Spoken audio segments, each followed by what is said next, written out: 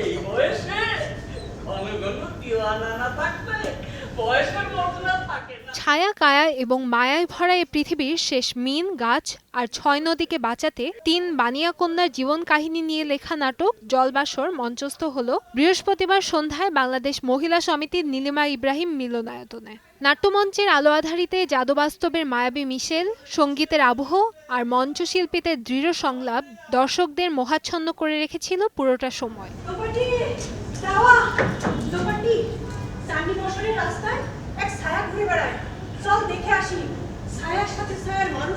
জল, জঙ্গল, মাটি, প্রকৃতি আর মানুষ যুগ যুগ ধরে যেন মিশে রয়েছে একে অপরের সাথে। কিন্তু দিনের পর দিন নিজ স্বার্থে মানুষ ধ্বংস করছে প্রকৃতিকে। প্রকৃতিও একটা সময় তার প্রতিশোধ নেয়। ২৩তম এই প্রযোজনায় জলবাসরের গল্পকে তাই সম্মুখ বাস্তবতা বলে আখ্যা দিয়েছেন দেশ নাটকের নাট্যকার ও নির্দেশক মাসুম রেজা। আমি দেখেছি যে এটা গাছ, মাছ, তারপরে প্রকৃতি, পাহাড় এগুলো ধ্বংস হয়ে যাচ্ছে, এবং এই ধ্বংসগুলো যে হচ্ছে সেটা যে আমরাই আমাদেরকে ধ্বংস করছি সেটাই আমার ফিলিংস, এবং এটা গ্লোবাল ফিলিংসও তাই, কিন্তু যারা প্রকৃতিবাদী বা প্রকৃতিবিদ, তো সেইটাকেই আমি একদম একটা গ্রামের গল্প, প্রেম, প্রকৃতি, পুনর্জন্ম এইগুলো দিয়ে আমি করার চেষ্টা করেছি। মূলত এই নাটকটার জন্যে প্রদর্শনী করার জন্য প্রায় ৬০ জনকে এটার সাথে থাকতে হয়।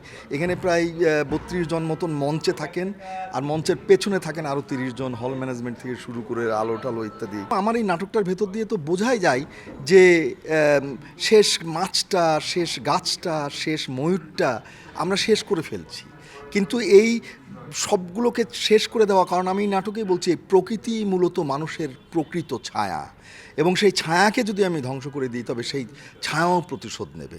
ফ্যান্টাসি ঘরানার এই গল্পে সমাজে নারীর টিকে থাকাকেও যেন মেটাফরিক্যালি প্রকৃতির টিকে থাকার সাথে তুলনা করা হয়েছে। অতি জাগতিক পরিবেশে ৬তলা মঞ্চের খুঁটিতে অভিনেতার প্রাণবন্ত অভিনয় ও পোশাকে ছিল নান্দনিকতার ছাপ। পৃথিবীর ভারসাম্য রক্ষা করার নীরব দায় পালন করা ৩ বানিয়া কন্যার সংগ্রাম হয়ে উঠেছে পুরো পৃথিবীর গল্প।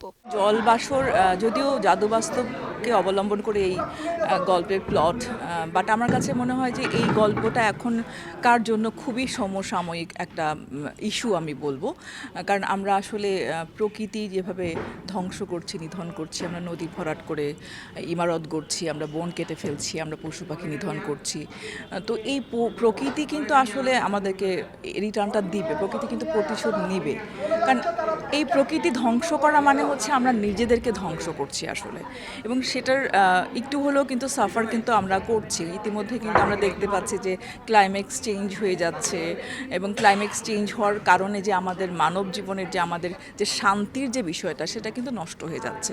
তো আমার কাছে মনে হয় যে এই নাটকের মধ্য দিয়ে আমরা এই মেসেজটাই দিতে চেয়েছি যে আসলে প্রকৃতিকে ধ্বংস করা যাবে না, কারণ প্রকৃতি হচ্ছে আমাদের বাঁচার অবলম্বন, প্রকৃতি আমাদের অংশ, প্রকৃতি আমাদের আত্মার একটা আত্মীয় বলবো আমি। ভিন্নধর্মী প্যাটার্নের নাটক জলবাসরের অভিনয় নির্দেশনায় ছিলেন দেশ নাটকের দলপ্রধান ইশরাত নিশাত, যিনি উদ্বোধনী মঞ্চায়নের মাত্র ৫ দিন আগে পৃথিবীর মায়া ত্যাগ করেন। থিয়েটার পাড়ার সবচাইতে পরিচিত মুখ নিশাত আপার ৫ম প্রয়াণ দিবসে তাকে স্মরণ করে মঞ্চায়িত হলো এ নাটক। নিশাত আমাদের দলপ্রধান ছিলেন, এবং নিশাত এই নাটকের অ্যাক্টিংটা স্টাইল সেটা আমাদের করিয়েছেন। সো নিশাতের কে স্মরণ করেই এই নাটকটা যখনই আমরা করি, নিশাতকে স্মরণ করেই করা হয়, এবং খুব দুঃখজনকভাবে এই নাটকটি যখন মঞ্চায়ন হবে তার অল্প কিছুদিন আগে ও হঠাৎ করে মারা গেল। ওই দিনও রিহার্সেল ফ্লোরে ছিল, ব্যক্তিগতভাবে আমার পোর্শনটাও দেখিয়ে দিল যে শিলিয়াপা এখানটা এরকম করলে মনে হয় ভালো হয়।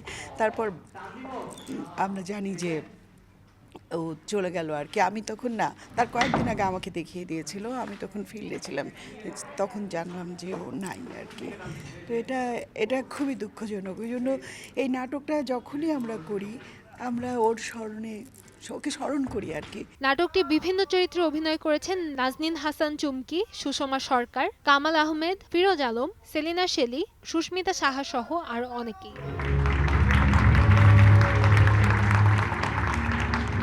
কান্তাময়ী স্নেহা, সময় সংবাদ, ঢাকা।